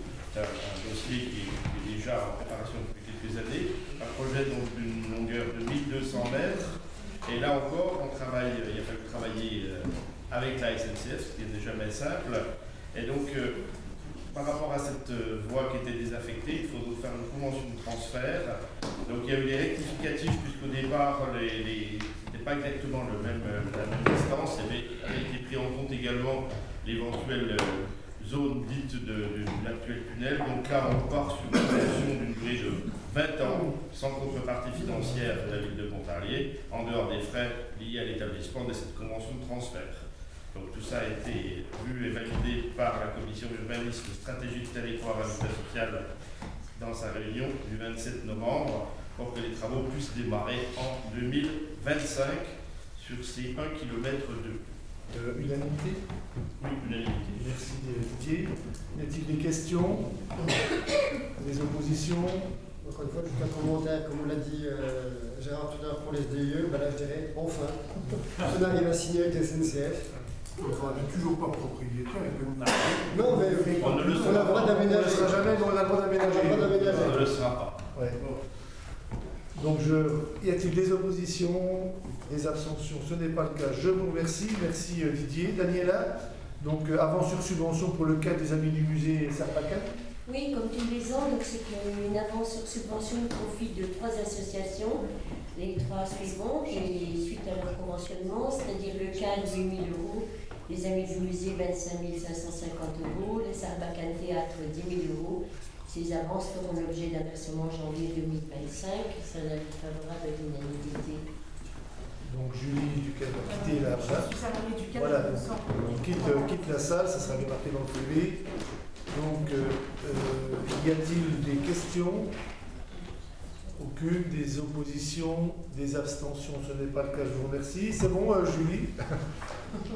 Merci beaucoup. Les tarifs? Donc, l'augmentation a bien été effectuée sur l'ensemble des structures de la ville avec un arrondi sur les tarifs, effectivement. Et concernant en tout cas le conservatoire, le musée, la bibliothèque, les archives, les équipements culturels, les salles, et donc avec un avis favorable à la majorité. D'accord. Y a-t-il des questions par rapport à ces tarifs? Pas de questions. Des oppositions? 1, 2, 3, 4, 5, 6 donc. 6 oppositions, donc majorité. En ce qui concerne les tarifs médiathèques, en médiathèque, ça a porté l'abonnement collectif portait l'intégralité du fonds à 15,38% d'augmentation. On n'a pas touché aux autres tarifs dans la mesure où ceux-ci ont beaucoup augmenté l'année dernière, 9 et 13,6%. Et donc, ces tarifs ont été adoptés à la majorité avec 2 oppositions de principe. ok. Enfin, ok, merci pour. Y a-t-il des questions? Des oppositions? Je pensais que vous étiez d'accord avec notre Donc, 6 oppositions, donc majorité. Modification du règlement intérieur. Oui, donc il est proposé une mise à jour mais légère du règlement intérieur axé sur l'accueil des jeunes publics et des services disponibles sur place. Ah oui, excuse Daniel, oui, tu as raison. Oui, excuse. Il y a des oppositions, mais il n'y a pas d'abstention. Non, voilà, donc il y a bien ça. Merci. Excuse-moi Daniel. Oui, je disais que il était proposé une mise à jour légère du règlement intérieur de la médiathèque qui est axée spécialement sur l'accueil des jeunes publics et sur les services disponibles sur place. Donc effectivement, on rabaisse l'âge des enfants accompagnés à partir de 6 ans. Ils peuvent effectivement être accompagnés de leur fratrie. Et puis en dessous de 6 ans, par contre, il faudra rester accompagné d'un adulte. Donc, avis favorable. Après, oui, effectivement, dans ce document, il y a chaque usager pourra comprendre les règles à respecter. Tout ça, ça a été remis à jour au niveau du règlement. Avis favorable à l'unanimité. À l'unanimité, d'accord. Par rapport à cette évolution du règlement intérieur, y a-t-il des questions? Aucune. Des oppositions? Abstention? Aucune, donc unanimité. Merci. Et puis les tarifs du camping? Donc là, il était proposé d'augmenter de 2% les tarifs sur l'hébergement, geler les prix des services de l'alimentation. En effet, les tarifs du camping augmentent tous les ans, le camping devient trop cher par rapport à sa catégorie. Risque de devenir trop cher. Risque de devenir trop cher par rapport à sa catégorie 3 étoiles, sans piscine. Les hébergements sont plus chers que des campings qui sont mieux situés est mieux équipé tout autour. Les services, par contre, ne servent pas à gagner de l'argent, mais c'est sur libération et des recettes.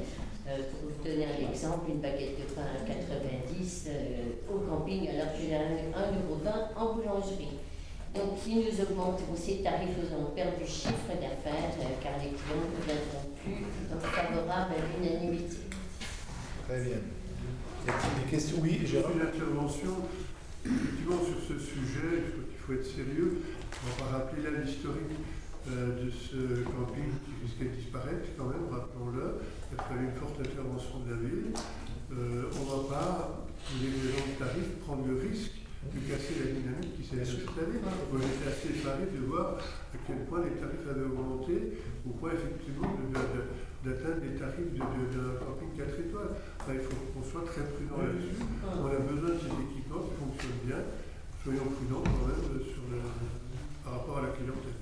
Et qui a une bonne fréquentation. Voilà, il faut lui laisser de l'attractivité. Il faut lui laisser de l'attractivité. Tout à fait. Bien, y a-t-il des oppositions? Favorable à l'unanimité, pardon. Excuse-moi, merci. Y a-t-il des oppositions? Des abstentions? Ce n'est pas le cas, donc unanimité, merci. Merci Daniela. Philippe, donc à tout sport.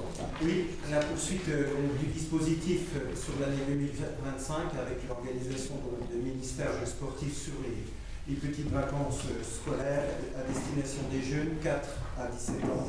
Voilà, avec un appel à projet qui est lancé régulièrement auprès des clubs, moyennant donc l'octroi d'une subvention si les clubs donc adhèrent au projet. Voilà. On dispose pour l'année 2025, pour l'année 2024, par contre, une somme globale de 9 600 € avait été allouée. Donc, l'objectif, c'est de renouveler encore sur 2025 le dispositif. Unanimité? Avis favorable à l'unanimité, oui, lors de la commission sport. Merci beaucoup. Il y a des questions par rapport à tout sport 2025? Aucune. Des oppositions? Des abstentions? Ce n'est pas le cas, je vous remercie. Quelque chose qui marche très bien, les soirées militantes, ici? Oui, de mieux en mieux. On l'a présenté au moment de la commission sport avant le bilan. En effet, ça prend et ça a vraiment aujourd'hui attiré énormément de jeunes. Alors que ce soit les adultes au niveau des soirées militantes, que ce soit les après-midi en fait à destination des enfants. On a quand même constaté la difficulté d'aller chercher les grands ados, malheureusement, qui reste un public qui est compliqué. Mais sur tout ce qui est petite enfance, famille et je veux dire les mercredis l'été également, parce qu'on s'est rendu compte que c'est aussi quelque chose qui fonctionne bien. Donc on va renouveler ce dispositif et puis on peut s'appuyer aussi là aussi sur toute l'imagination de nos éducateurs sportifs pour apporter, pour créer donc, de nouveaux supports. Donc ça aussi c'est très important de le souligner. Donc là aussi, on est sur un petit budget de 2500 € pour pouvoir donc, concrétiser l'ensemble qui représente 8 et 6, 14, 16 animations quand même au cours d'année. Unanimité? Unanimité également. Merci. Y a-t-il des questions? Ce n'est pas le cas. Des oppositions? Des abstentions? Aucune. Donc unanimité, merci. Les tarifs? Donc les tarifs avec l'application de la Chine pour augmenter les 5%, donc là aussi, tout a été présenté au moment de la commission sport, tout a été validé à l'unanimité également. Merci Philippe. Y a-t-il des questions? Des oppositions? Des abstentions? Une abstention, donc majorité. Je vous remercie. Une abstention. Donc majorité, merci. Et puis un nouveau dispositif, bourse aux sportifs? Oui, enfin, un nouveau dispositif qui vous avait été déjà présenté lors de la séance du mois d'octobre. Par rapport, vous aviez validé le principe de la création de ce dispositif avec les critères d'éligibilité également. Donc, je rappelle que ce dispositif est là pour soutenir les jeunes sportifs, mais pas que, tous les sportifs qui s'illustrent au travers de leur performance sportive. Donc c'est quelque chose qui a été le fruit de plusieurs commissions sport, donc un fruit d'une réflexion collégiale auquel l'OMS a été aussi consultée. Et par rapport à ces différentes séances, aujourd'hui on peut bien dire qu'un grand nombre de sportifs vont être éligibles notamment donc Jules Bernardet au niveau du kayak, puisque qui était remplaçant donc au niveau des JO 2024, qui va pouvoir bénéficier d'une bourse sportive à hauteur de 3 000 €, ainsi qu'Edgar Vallée pour le CSRP, Pomme Vivry pour le CSRP, Romanie Chauclaret également pour le CSRP, donc je rappelle un club de ski. On aura aussi Violette Duché-Anné au niveau de la lutte, Mathéo Delval donc en para-ski alpin également. Et puis on a souhaité, la commission sport a aussi mis en place des sports cadres, donc faire rentrer dans ce dispositif 3 nouveaux jeunes, à savoir Lison Forestier qui a été, pour le rappeler encore ce week-end, qui a battu plusieurs records de France, qui a été quand même en 2024 troisième au championnat d'Europe. Donc Lison, et qui a été élu d'ailleurs au moment de la cérémonie des récompenses, donc sportif de l'année. Donc Lison entre dans ce dispositif. Tout comme, là aussi, au moment des championnats de France paracyclistes, on a eu Romain Claudet qui a été champion de France de paracyclisme sur route en tricycle et qui va bénéficier de ce dispositif, et ainsi qu'Anthony Kilcher qui aussi, lui, avait été troisième au championnat de France donc en paracyclisme, en bike, donc eux aussi entrent à leur tour dans ce dispositif. Ce qui va nous permettre quand même donc, de toucher un peu plus de sportifs aujourd'hui. Avant, on s'était ciblé essentiellement sur les espoirs. Maintenant, on a ouvert vers d'autres horizons, ce qui nous permet donc de soutenir et d'améliorer, d'apporter une manne financière pour ces jeux. Là aussi, donc, unanimité au niveau de la commission sport. Merci Philippe. Y a-t-il des questions, des oppositions, des abstentions? Ce n'est pas le cas, donc unanimité. Merci Philippe. Daniel, le renouvellement de la certification de la gestion durable de la forêt communale. Oui, pour délibération du 22 mai 2003, le conseil municipal décidé d'adhérer au schéma français de certification PEFC. Ce PEFC est un label international qui promeut la protection et la gestion durable des forêts à travers le monde. Grande ambition. Conformément au statut de l'association, le droit d'usage, qui est de 5 ans, prend fin une nouvelle fois le 31/12/2024. Nous avons renouvelé notre adhésion à ce label PEFC. En effet, en tout point, les pratiques de la collectivité répondent, mais ça nous sauve 30 personnes, aux standards de la gestion durable, puisque c'est la volonté affichée de la Commission de respecter à tout prix la forêt et de faire en sorte de la préserver le mieux possible. De plus, lors des ventes, les lots certifiés bénéficient d'un nombre plus important de soumissions, de l'ordre de 25%. Donc, un certain nombre d'arguments que je vous demande de prendre en compte. Le coût de l'adhésion comprend un forfait pour les 5 ans de 75 € et une cotisation annuelle de 1 € à l'hectare. La ville de Montarlier, 1054 hectares, donc 1054 € plus 75 pour cette année. Donc un coût global pour l'année de 1129 €. La commission patrimoine et forêt a émis un avis favorable à l'unanimité en date du 9 décembre 2015. Merci, c'est une reconnaissance de la qualité de gestion et du peuplement de la forêt, et de son exploitation. Voilà. Y a-t-il des questions? Aucune des oppositions, des abstentions, aucune unanimité. Je vous remercie. Le SDIE, ça a été fait. Donc je laisse la parole à Anne-Lise pour la subvention à l'Association nationale des membres de l'Ordre national du mérite, section du 12. Nous avions eu une demande des élèves de la section service au public, animation des territoires du lycée Jeanne d'Arc, qui ont travaillé une vidéo et travaillé aussi à la traduction en langue des signes de la charte de la laïcité. Leur projet a remporté le prix départemental et le prix national. Les élèves ont été conviés cette fin d'année à Paris pour recevoir leur prix.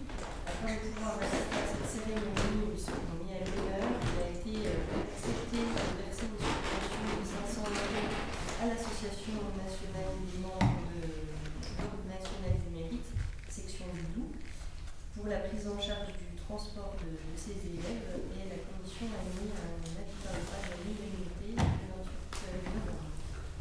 Merci. Donc Philippe Besson est sorti puisqu'il s'agit de Jeanne d'Arc, donc voilà, c'est pour ça que Philippe est sorti. Merci Anne-Lise. Y a-t-il des unanimités, tu m'as dit, tu as dit? Oui, excuse. Y a-t-il des questions? Aucune. Des oppositions? Des abstentions? Ce n'est pas le cas, je vous remercie. Je vais juste un commentaire par vote. Simplement, on avait accueilli ces élèves par deux fois ici en salle de conseil. Hein. La première fois où ils sont venus présenter leur travail, sous forme de jury. Donc voilà, c'était une source de stress pour eux. Et pour les agents qui travaillaient le jour où les élèves ont su qu'ils étaient retenus pour le prix national, ça a fait trembler la mairie. Voilà, vous imaginez des élèves de 15 ans, vous leur dites qu'ils sont déjà du voyage à Paris et en plus pour obtenir le prix national. C'était un peu l'effervescence dans la salle, c'était des vrais moments de joie. Alors qui récompense un travail, hein, parce qu'après la langue des signes, dans quelques mois, c'est très, très compliqué. Alors, ils s'entraînaient durant les temps de midi et 2, etc., pendant les récréations pour les plus assidus, pour arriver à de mise en scène, de mise en avant. Être filmé, c'est pas évident. Hein, quel âge on est d'ailleurs. Donc c'était un beau travail et j'en remercie le conseil municipal de pouvoir les aider à monter à Paris. Je remarque que Président faisait partie des jurys. Merci, donc on a voté, oui c'est fait. Donc maintenant il y a la dernière délibération, enfin oui, la délibération sur les décisions prises. Avez-vous des questions sur ces décisions prises? Ce n'est pas le cas, donc je considère qu'il n'y a plus de votre part aucun commentaire. Avez-vous des questions diverses? Ce n'est pas le cas, moi non plus. Donc je vous remercie sincèrement pour le travail effectué aujourd'hui et tout au long de l'année 2024. Et puis je vous souhaite à toutes et tous, ainsi qu'à vos familles, vos amis, enfin, de passer de bonnes fêtes de fin d'année. Je l'espère le plus possible voilà, en famille, en tout cas entre amis. Et puis bien profiter. Et puis je vous invite, si vous l'acceptez, à partager le verre. On le fait 2 fois par an, le dernier et puis pour le budget. Voilà. Merci. Merci à vous et bonne fin de soirée. Ah oui.